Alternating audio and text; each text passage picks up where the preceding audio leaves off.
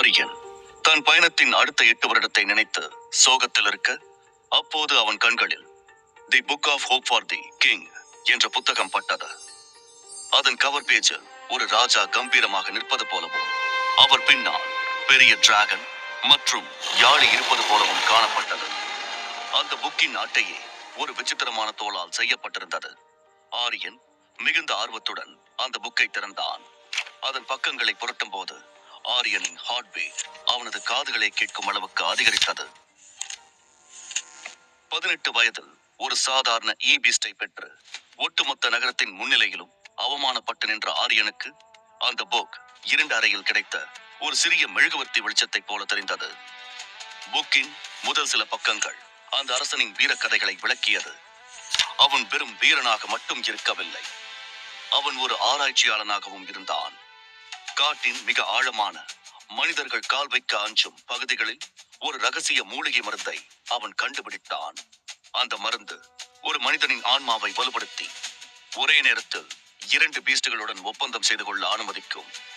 இது இன்றைய உலகில் நினைத்து கூட பார்க்க முடியாத ஒரு அதிசயம். அந்த அரசன் உலகத்தை ஆளும் 5 டிராகன் லார்ட்ஸ் எல்லைகளையும் கடந்து பயணம் செய்திருக்கிறான். அந்த பயணத்தின் விவரங்கள் ஆரியனை பிரமிக்க வைத்தன.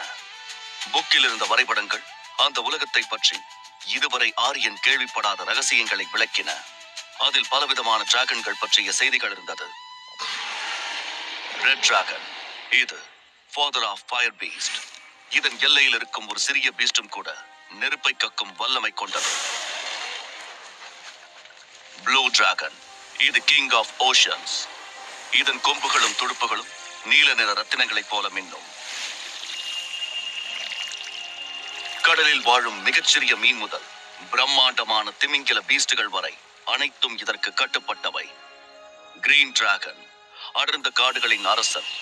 இதன் உடல் முழுவதும் அடர்ந்த தாவரங்களாலும் பல 100 ஆண்டுகள் பழமையான கொடிகளாலும் மூடப்பட்டிருக்கும். இதன் மூச்சு காற்று பட்டாலே காய்ந்த மரம் கூட துளிர்க்கும். காட்டில் உள்ள ஒவ்வொரு செடியும் இதன் ஸ்பையாக செயல்படும். ஒயிட் டிராகன், மேகங்களின் அரசன். வான்வெளியில் பறக்கும் அனைத்து பறவைகளும் இதன் படைகள். இந்த டிராகன் சிறகடித்தால் அது ஒரு பெரிய புயலையே உருவாக்கும். பிளாக் டிராகன், நிழல்களின் எஜமான். இரவு நேரத்திலும் இருளிலும் வாழும் அனைத்து பீஸ்டுகளையும் இதுவே ஆளுகிறது. மாயாஜாலங்கள் மற்றும் இருள் வித்தைகளின் பிறப்பிடம் இதுதான். யாழி என்பது சிங்கத்தின் முகமும் வலிமையும் ஆளுமையும், பருந்தை போன்ற இறகும் யானையை போன்ற உடல் அமைப்பும் கொண்ட பீஸ்ட். இது அனைத்து விதமான பீஸ்டுகளையும் கட்டுப்படுத்தும் சக்தி கொண்டது. புக்கின் ஒரு பக்கத்தில் டிராகன்களை பற்றிய ஒரு வரைபடம் மிகவும் துல்லியமாக வரையப்பட்டிருந்தது. இந்த டிராகன்களின் ராஜ்யம் முழுவதும்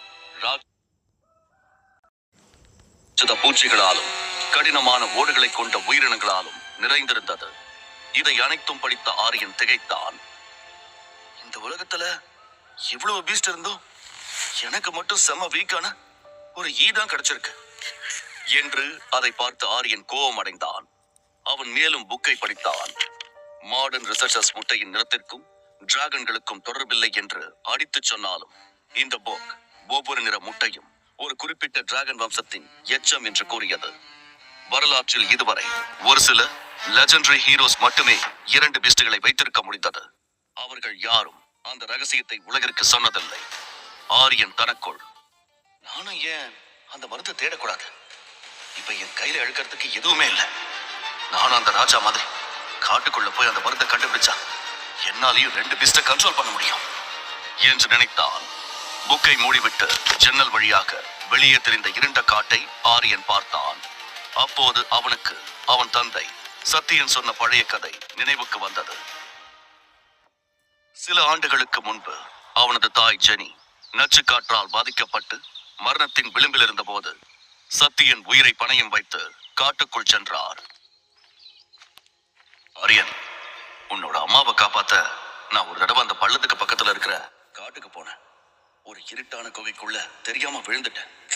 அது நைட் ஹண்டர்ஸ்னு ஒரு பீஸ்ட் தோண்டின ட்ராப்னு தான் முதல்ல நினைச்சேன். ஆனா அது வேற ஏதோ ஒரு பழைய குகை. அங்கிருந்து ஒரு வழி தெரிஞ்சது.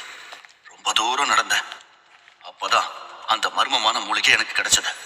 அதை உன் அம்மாவுக்கு கொடுத்த ஒரு வாரத்துல அவ குணமாயிட்டா என்று சத்யன் அடிக்கடி சொல்வார். ஆரியனுக்கு இப்போது ஒரு புதிருக்கு விடை கிடைத்தது போல இருந்தது. அப்பா விழுந்த அந்த இடம், அந்த குகை, அது அந்த புக்கில் சொல்ற மூலிகை இருக்கிற இடமா இருக்குமோ என்று அவன் யோசித்தான். அவனிடம் இருப்பது உலகிலேயே பலவீனமான ஒரு சமூகத்தில் அவனுக்கு எந்த மரியாதையும் கிடைக்கப் போவதில்லை. அவன் அந்த மருந்தை கண்டுபிடித்து செகண்ட் கான்ட்ராக்ட் செய்து கொண்டால் அவனது வாழ்க்கை தலைகீழாக மாறும். ஆனால் அந்த காட்டுக்குள் செல்வது மிகவும் ஆபத்தானது. காட்டின் அடர்ந்த பகுதியில் செல்ல செல்ல அங்கு காற்றில் நச்சுத்தன்மை அதிகமாக இருக்கும். ஒரு பலவீனமான பீஸ்டை வைத்துக் கொண்டு அங்கு செல்வது மரணத்தை சந்திப்பதற்கு சமம். அவன் தனது ஈயை பார்த்தான். அது அமைதியாக அவன் அருகில் பறந்து கொண்டிருந்தது. இதை நம்பி அவன் அங்கு செல்ல விரும்பவில்லை. அப்போது கீழே ஹாலில் இருந்து மெல்லிய சத்தங்கள் கேட்டன. ஆரியன் கதவோரம் சென்று கவனித்தான். அங்கே அவனது பெற்றோர்கள் மிக சோகமாக பேசிக் கொண்டிருந்தனர். ஜெனி அழுது கொண்டே, என்னால தானங்க எல்லாம், எனக்கு அந்த வருஷம் காத்துல இருக்கிற பாய்சனால லங்ஸ் அஃபெக்ட் பண்ணாம இருந்திருந்தா நாம அந்த பணத்தை சேர்த்து வச்சு அவனுக்கு ஒரு நல்ல பிரவுனி காச்சும் வாங்கி கொடுத்திருக்கலாம். என் புள்ள இன்னைக்கு அந்த செரமனில எல்லார் முன்னாடியும் தலை குனிச்சு நின்று இருக்க வேண்டிய அவசியம் இருந்திருக்காது. அந்த சின்ன ஈய அவன் கூட வச்சுக்கிட்டு அவன் பட்ட அவமானம் எப்படி இருக்கும்? அது மட்டும் இல்லாம இந்த உலகத்திலே ரொம்ப வீக்கான பீஸ்ட் அதுதான் என்று சொன்னாள். அதை கேட்ட சத்தியன் அழுகையை கட்டுப்படுத்திக் கொண்டு, ஜெனி, தயவு செஞ்சு நீ ரொம்ப போட்டு குழப்பிக்காத. உன் மேல எந்த தப்பும் இல்ல. ஆரியன் மனசுல எதையும் வச்சுக்க மாட்டான்.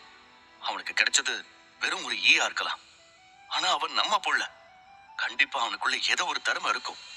நம்ம முடிச்ச வரைக்கும் அவனுக்கு துணையா இருப்போம். அவன் கண்டிப்பா ஜெயிச்சு காட்டுவான். நீ தைரியமாறு. அவன் பெரிய ஆளா வருவான். இந்த ஈய வச்சு அவன் பெருசா சாதிப்பான் என்று ஆறுதல் கூறினார். பெற்றோர்களின் இந்த உரையாடல் ஆரியனின் இதயத்தை துளைத்தது. அவர்கள் தன் மீது எவ்வளவு அன்பு வைத்திருக்கிறார்கள். அவர்கள் படும் கஷ்டத்திற்கு தான் ஒரு தீர்வாக இருக்க வேண்டும் என்று ஆரியன் முடிவு செய்தான். இனிமே இங்க சும்மா உட்கார்ந்து அழுதுட்டு இருந்தா எதுவும் மாறாத. நான் காட்டுக்குள்ள போக போறேன்.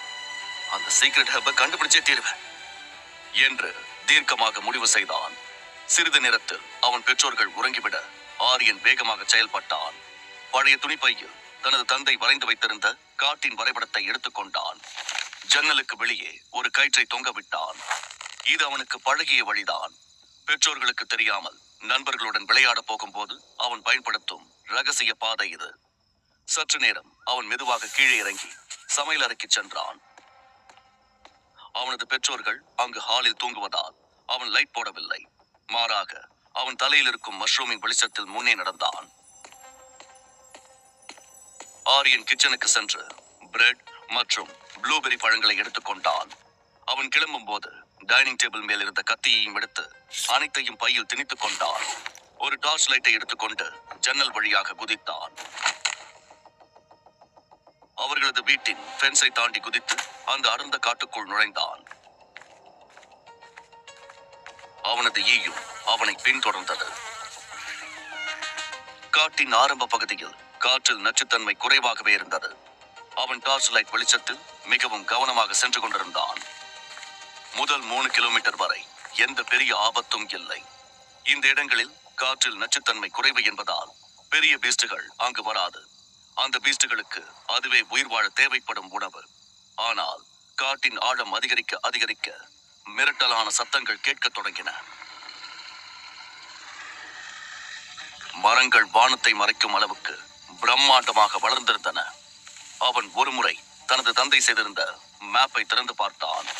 பிறகு மீண்டும் நடக்கத் தொடங்கினான். அப்போது அவன் தனது ஈயிடம், நான் இவ்வளவு ரிஸ்க் எடுத்து இங்க வர காரணமே நீதான். உன்ன மாதிரி ஒரு வீக் பீஸ்ட வச்சுட்டு நான் எப்படி வாழ்க்கையில முன்னேற முடியும் என்று புலம்பினான். அப்போது திடீரென்று ஏதோ ஒரு சத்தம் கேட்டது. ஆரியன் உறைந்து போனான். அவனது அப்பா சொன்ன மூன் ஃபிராக் எச்சரிக்கை அவனுக்கு நினைவுக்கு வந்தது. ஆரியன், அந்த காட்டுல மூன் ஃபிராக் இருக்கு. அதுக்கு 3 கண் இருக்கு. ஒவ்வொரு கண்ணும் ரொம்ப பெருசா இருக்கும். அது மூன் லைட்ல தான் வெளியே வரும். அதோட கண்ணை மட்டும் பார்த்துட்டா அது நம்மள அப்படியே ஃப்ரீஸ் ஆக்கிடும். அதுக்கப்புறம் நம்மள அது உயிரோட சாப்பிடும் என்று அவர் சொல்லி இருந்தார். அவற்றின் உடல் உறுப்புகள் கண்ணாடி போல நிலாவின் வெளிச்சத்தில் டிரான்ஸ்பரண்டாக தெரியும். இவை தன் இரையை தனது கண்களால் ஹிப்னோடைஸ் செய்து பிறகு அதன் உடலை மரத்து போகச் செய்து இரையை உயிருடன் மெல்ல தின்னும். இவை எப்போதும் மூன்றாக சேர்ந்துதான் வேட்டையாடும். ஆரியன் தனது டார்ச் லைட்டை அணைத்தான். அவனது பீஸ்டின் உடல் இப்போது மின்னத் தொடங்கியது. அது தரும் வெளிச்சத்தில் நடக்கத் தொடங்கினான். தரையை பார்த்தபடி மெல்ல நகர முயன்றான். தவளையின் கண்களை பார்க்க கூடாது என்பதில் உறுதியாக இருந்தான். புதர்களுக்கு பின்னால் மறைந்திருந்த 2 தவளைகளின் பார்வையில் இருந்து தப்பித்து விட்டான். பயத்தில் அவன் நெற்றியிலிருந்து வியர்வை வடிந்தது. மூச்சு விடக்கூட அஞ்சி அவன் நகர்ந்தான். அவன் மெல்ல நடந்து செல்ல அந்த தவளைகளும் அவனை பின்தொடர்ந்தது.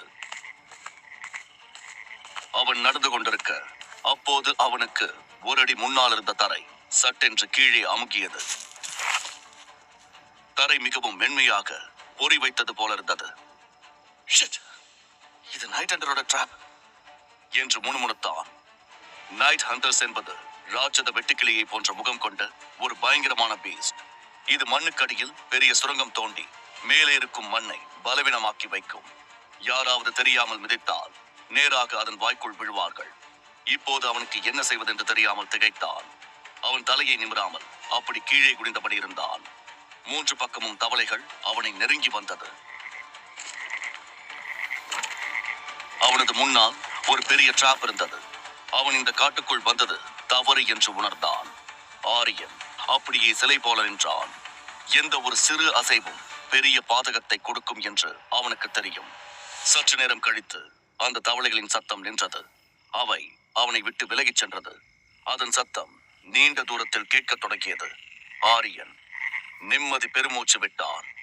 அப்பாடா என்று சொல்லி தலை நிமிர்ந்தான். அப்போது சட்டென்று ஒரு தவளை அவனது முகத்திற்கு நேராக குதித்து வந்து நின்றது. ஆரியன் பதட்டத்தில் கத்தினான். அப்போது அவன் ஒரு பெரிய தவறை செய்தான். அவ்வளவுதான். அந்த மூன்ஃப்ராகின் கண்களை பார்த்து விட்டான்.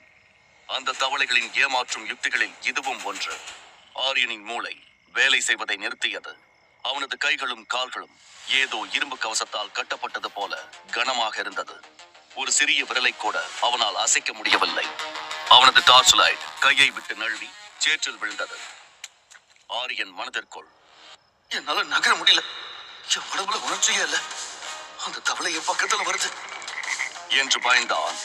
அந்த தவளை அவனுக்கு முன்னால் ஒரு 2 அடி தூரத்தில் நின்றபடி தன் நீண்ட பிசுபிசுப்பான நாக்கை வெளியே நீட்டியது. மரத்து போன நிலையில் நின்றிருந்த ஆரியனின் கழுத்தை சுற்றி வளைக்க அது தயாரானது. அதே சமயம் மண்ணுக்கு அடியிலிருந்து நைட் ஹண்டர்ஸின் அந்த ராட்சத கொடுக்குகளின் சத்தம் கேட்டது.